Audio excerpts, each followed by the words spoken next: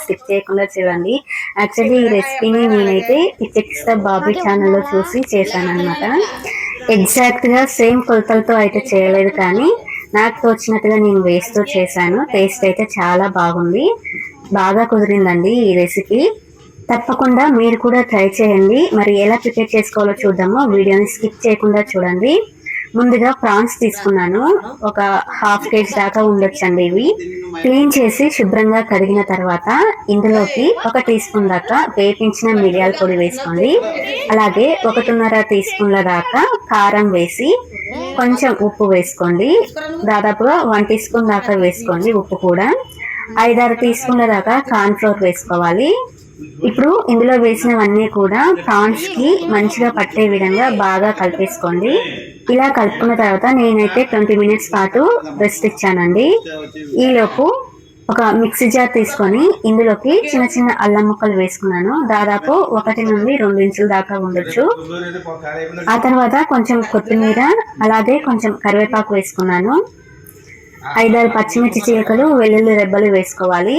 నేనైతే ఒక వెల్లిగడ్డ మొత్తం పొట్టు తీసి వేసుకున్నానండి. టేస్ట్ చాలా బాగుంటుంది, మొత్తం వేసేసుకోండి. ఆ తర్వాత ఇంకొంచెం ఉప్పు వేసి మెత్తగా కాకుండా చూస్తున్నారు కదా, ఈ విధంగా కొంచెం బరకగా ఉండేటట్లు గ్రైండ్ చేసి పెట్టుకోండి.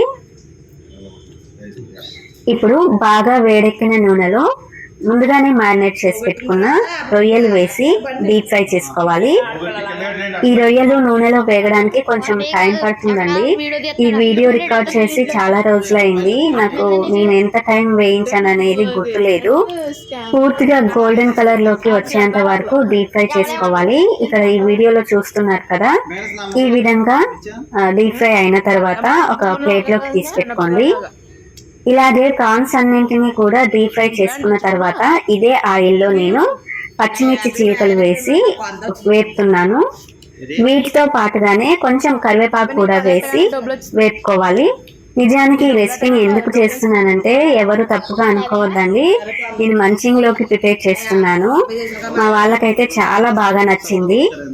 తప్పకుండా మీరు కూడా ఇలా ట్రై చేసి చూడండి. ఇవి కూడా వేగిన తర్వాత ప్లేట్ లోకి తీసుకొని పక్కన పెట్టుకోవాలి. ఇప్పుడు స్టవ్ మీద ప్యాన్ పెట్టి 2 టేబుల్ స్పూన్ల దాకా ఆయిల్ వేసి ముందుగా గ్రైండ్ చేసి పెట్టుకున్న పచ్చిమిర్చి పేస్ట్ వేసి జస్ట్ 1 మినిట్ పాటు వేపుకుంటే సరిపోతుంది. 1 మినిట్ తర్వాత వేపుకున్న ప్రాన్స్ వేసి రోస్ట్ చేసుకోవాలి. ఫస్ట్ అయితే ఈ పచ్చిమిర్చి పేస్ట్ అనేది వేసుకున్న ఈ రొయ్యలకి బాగా పట్టే విధంగా కలిపేసుకోండి. ఒక 2 నిమిషాల తర్వాత 1 టీ స్పూన్ దాకా కారం వేసుకోండి. కారం ఆప్షనల్ మాత్రమే, వేసుకోవాలని అయితే ఏం లేదు. ఆల్రెడీ పచ్చిమిర్చి వేసుకున్నాం కదా, ఈ కారం వేసుకుంటే టేస్ట్ ఇంకా బాగుంటుంది అనమాట. ఇప్పుడు రుచికి సరిపడా ఉప్పు వేసి చిటికెడు గరం మసాలా వేసి కలిపేసుకోండి. ఇందులో పచ్చిమిర్చి పేస్ట్ వేసాం కదా, ఈ పేస్ట్ అనేది కొంచెం కలర్ చేంజ్ అయ్యేంత వరకు రోస్ట్ చేసుకోవాలి. ఇక్కడ చూస్తున్నారు కదా ఈ క్లిప్ లో, ఈ విధంగా రోస్ట్ అయిన తర్వాత నేను ఆయిల్లో డీప్ ఫ్రై చేసుకున్న పచ్చిమిర్చి అలాగే కరివేపాకు వేసుకున్నాను.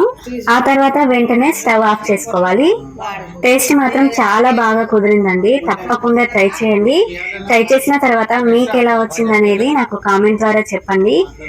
And thank you very much అండి, ఇప్పటిదాకా స్కిప్ చేయకుండా చివరి దాకా చూసినందుకు. అలాగే మీకు ఈ వీడియో నచ్చినట్లయితే మై ఛానల్ ని సబ్స్క్రైబ్ చేసి రెగ్యులర్ గా ఫాలో అవుతూ ఉండండి.